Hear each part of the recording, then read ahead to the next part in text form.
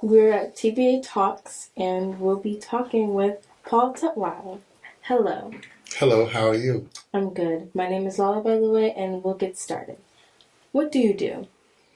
Well, I'm a real estate developer, and I manage a nonprofit corporation that helps rebuild poor communities. Mm-hmm. Can you tell us about the Northwest Jacksonville Community Development Corporation? Sure.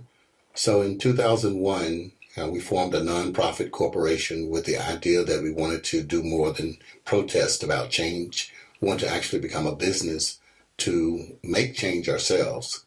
And so we formed a nonprofit business to be able to make that happen. That's amazing. Can you tell us about your community involvement with Durkeeville? Sure. So before working as a director for the Northwest Jacksonville CDC, I was an employee of the Jacksonville Housing Authority, and part of our job was to take the public housing site that was there and tear it down and rebuild a new community that we renamed the Oaks at Durkeeville. So as part of that job, I was able to interview a lot of people who had been in the community about 80 years, and they told us about the changes that they'd seen in their lifetime from the 1930s all the way through, the 1990s. Wow. So they saw a lot of different things happen, and they talked to me about the 30s and the 40s and the 50s and how the community went from being really, really a good neighborhood with lots of very rich and prominent people to a very poor community with a lot of crime and drugs and a lot of things that were not so pleasant. And so we actually formed a museum. We actually created a Durkeeville Historical Society. So their idea was to pay tribute to the community that they originally founded in the 1930s. And it was really flourishing with kind people doing, kind things, and a lot of people going on to national acclaim. I mean, they went to become opera singers and baseball players, and it's like amazing. And they came right there from that neighborhood. And then to watch it decline was a sad story for them. And so they were very kind in their words to just tell me exactly what happened. Mm-hmm. Basically like an experience. Yeah, it's like an oral history. And so as I listened, I was just kind of amazed because I'd only arrived in Jacksonville in 1983. And what I saw was always bad, always crime, always drugs and, blight. And so I was humbled by what I saw. And of course, they lived the experience. They lived the change. And so it was humbling for me to go through that experience. But I left there after working for the Housing Authority, doing more than wanting to just remember the days of old. I wanted to do something about it. And so when we formed a nonprofit corporation, it was in part with the thought that we wanted to restore the community to where it once was, to a community of prominence and pride where people really cared about their neighborhood and their neighbors. That's amazing. What are some challenges that you faced during the journey, and how did you overcome them? Well, one of the thoughts is overcoming defeatism. People always think this is the way it is, the way it's going to always be. People don't believe in themselves. We were able to help some people improve their credit so that they could buy a house with the thought that maybe they would help resettle the community as a homeowner as opposed to a renter. Well, they wanted to be a homeowner, but maybe they want to leave the neighborhood. They didn't want to come in and make change. So you have to believe in your community in order for you to stay. And if you lose confidence, then you want to move away. And so what we had to do was tell the entire story of how the neighborhood used to be and what we were hoping to do. So some of those challenges was to get people to believe in themselves and believe in their community and to establish a sense of pride. And so that's one thing that we've been constantly trying to do with mixed results. So now, 2024, it's almost a whole different way of looking at what we started, because now other people are buying up our properties and they're moving into the neighborhood and they see a grander future for those grounds than what we were trying to do with the original residents, which is both good and bad because change is inevitable. You have to kind of embrace it and become part of the change if we're successful.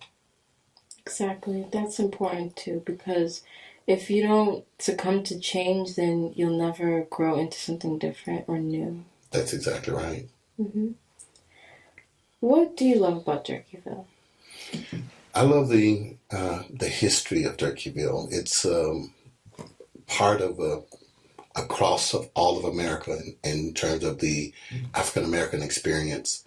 It once was a flourishing community that had all kinds of people doing all kinds of things. You had shoe shine people, you had people who worked at the railroad, you had educators, you had business executives, all in one neighborhood, and it was flourishing.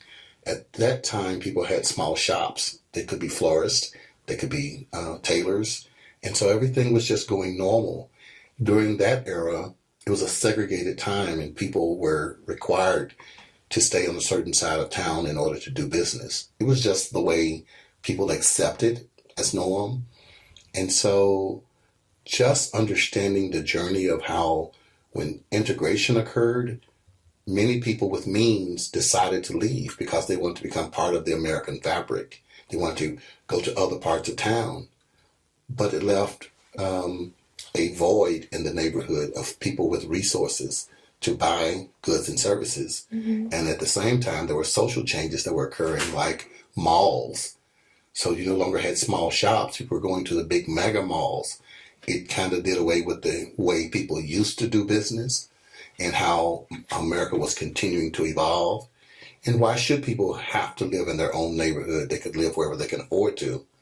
But the consequences of those decisions that were made resulted in the neighborhoods that I discovered in the 1980s as a poor neighborhood that was underdeveloped. No new businesses were coming in.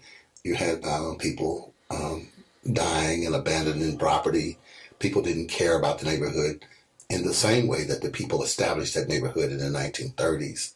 And so you began to understand what happened so that then you can create a plan for what you're going to do about it in the future. And so we're going to rebuild the neighborhood. We're going to rebuild a sense of pride and help people to understand the prominence of people who walked those same streets just a few years before. And so it was a really good goal from a nonprofit. So our mission was to rebuild the neighborhood. And the neighborhood is more than just a building. It's also about the people. And so we have to kind of encourage people and come up with great ideas and inspire people and plant the seed so that people would own the challenges and not wish it away. And ultimately, it's been a mixed result. I'm very proud of my years of working and doing the work I have. It's defined who I am in my later years. I'm glad that you have told me this because it's important to share the word and spread it. And just by you telling me this now, it's like I've learned different things about how the housing community in Durkeeville has changed over the years. So it's an amazing experience. Thank you. You're welcome. What is your mission? The mission of Northwest Jacksonville CDC is to restore the community to its original luster, mm-hmm. so that people would choose to move to the neighborhood again and to resettle the neighborhood in a way that they would choose to raise their families and bring it back to a good neighborhood. And so it's about being able to understand what does it take for that to occur. We want to be on par with all neighborhoods where you have great parks, you have great places for people to just go out and enjoy the evening shade, feel safe in your own neighborhood and not feel that you have to be afraid. And so our goal is simple. Why, if other communities can be so great and peaceful and wonderful, then why not our neighborhood? And so it's about making sure that we can answer those questions for ourselves, and then for us to kind of make that happen from a standpoint that as a nonprofit corporation, so we are a nonprofit business, mm-hmm. then maybe we can invest in our own neighborhood. And so we build houses and we build businesses. We do everything we can to do more than just wish that someone else would come in and do it. It's basically like you can do it yourself. That's exactly right. If you don't believe you can, then why do you believe someone else can? Exactly. How does it feel to have your face painted on a mural? It makes me nervous because, really? Because I make myself think like, why am I so worthy? There have been so many great people from this neighborhood fighting the good battle that predate me. That, wow, what makes me more worthy than other people? So I'm humbled to be selected and thinking, oh my goodness, I don't know why me, but I am totally honored to receive such a tribute. Well, over the years, you have done amazing things for the community, like you said, and that's why they chose you, because you're an inspiration for the community. So we really appreciate your hard work and everything you've done for Durkeeville, sir. Thank you so much. I appreciate it. Okay, everyone, that's just about it for TPA Talks. I'm Lala, and you are, sir? Paul Tutwiler, Executive Director of the Northwest Jacksonville Community Development Corporation. Yes, and we'll see you next time.